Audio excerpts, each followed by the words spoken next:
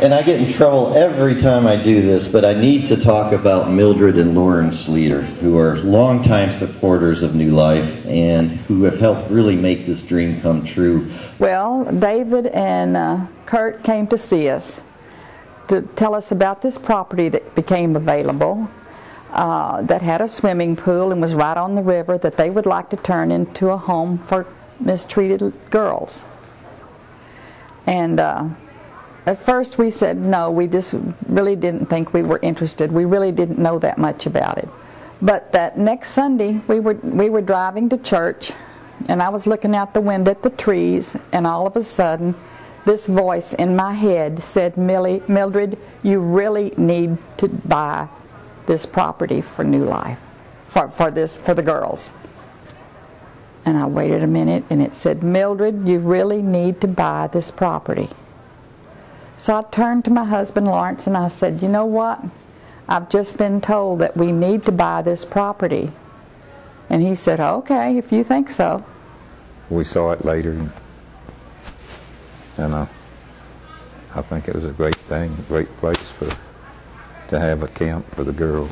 You know, as I mentioned, basically it was a couple of old buildings and a couple of trailers, and you know, over the following decade we were able to make a whole bunch of improvements. We built the school, we built this gym, and added a new dormitory or two. We were in need. In fact, we were told that we needed some indoor recreation space for the girls here, but we also needed classrooms, and we didn't have either. And so I went and saw Lawrence and Mildred Leader and asked them if they would be willing to prayerfully consider a gift for a new gymnasium and classrooms at each end of it. And Lawrence likes to see specifics, so I brought the plans that we had designed. And when I brought in those plans, Lawrence rolled them out on the table, and he looked at them for a few minutes, and he said, this isn't a full court gym. I said, no sir, it's not. He said, well, why isn't it? These girls need a full court gym. And I said, well, we had to cut costs because we need the classrooms and we just don't have enough money. And I don't even know that I'd finished that sentence before Lawrence had rolled up the plans and thrown them in the trash. And he said, come see me in a couple weeks. Well, David came down and brought the drawings for that, and well, I thought it wasn't big enough for one thing, and it wasn't quite what it should have been for the girls, you know, that they needed better. And so I went out to the car that day, and never forget it, I called up Dr. Sensky, and he said, because he had told me to, he said, well, how did it go?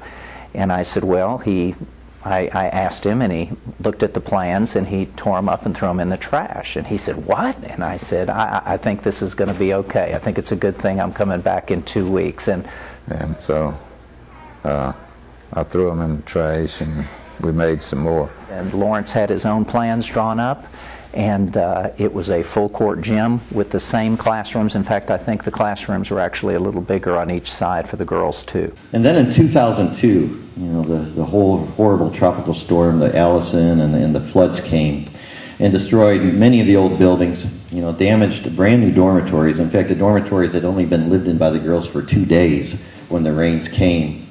And you know, I remember it was a Sunday when finally the roads opened and they allowed me and a few others to come and look at the extent of the damage. And we just couldn't believe, you know, the boulders that were here, the mud that was here, the destruction that occurred, the flooding that occurred. And in fact, Lawrence reminded me today that in this gym, the mud was 2 feet deep. And you know, as you can imagine, after we left, we were pretty just depressed and demoralized and trying to figure out what we were going to do next. And it was a Sunday evening, and I got this phone call from Lawrence Leader. And he said, Kurt, how can we help? And he was obviously thinking bigger than I was. So we came down here. My husband brought about 10 or 12 of his workers from our company, TexFab in Houston, and some equipment, big equipment, bulldozers that our son drove and cleared a driveway in because there was no driveway, no road of any kind. It was nothing but rocks and mud. And for a week, you know, we gutted out, we mucked out, we moved stuff, we rebuilt stuff, we repaired stuff, we cleaned up stuff, we moved out the rattlesnakes. Mildred was in the RV cooking day and night for all of the volunteers that came out and worked. And as a result of that, you know, it was the first step in this campus truly undergoing a remarkable transformation. And the most recent transformation is this completion of the $2.5 million expansion and renovation project, which is the reason why we are here today. You know, using your donations, we were able to build the Serenity Barn and Pens, the 4 new classrooms, the Family Therapy and Volunteer Center, the chapel, the new library, the beauty shop, the roads, fencing, athletic fields, stone wall, life skills building, resurface the pool, and on and on and on. 2 people that have always not only wanted to help these girls and make a difference with the money that God has given them, but 2 people who also don't want to scrimp. They want it. They feel that these girls deserve the best. Well, I think this is really wonderful, and we just love all the girls, and it always Makes it feel good that the Lord has blessed us that we could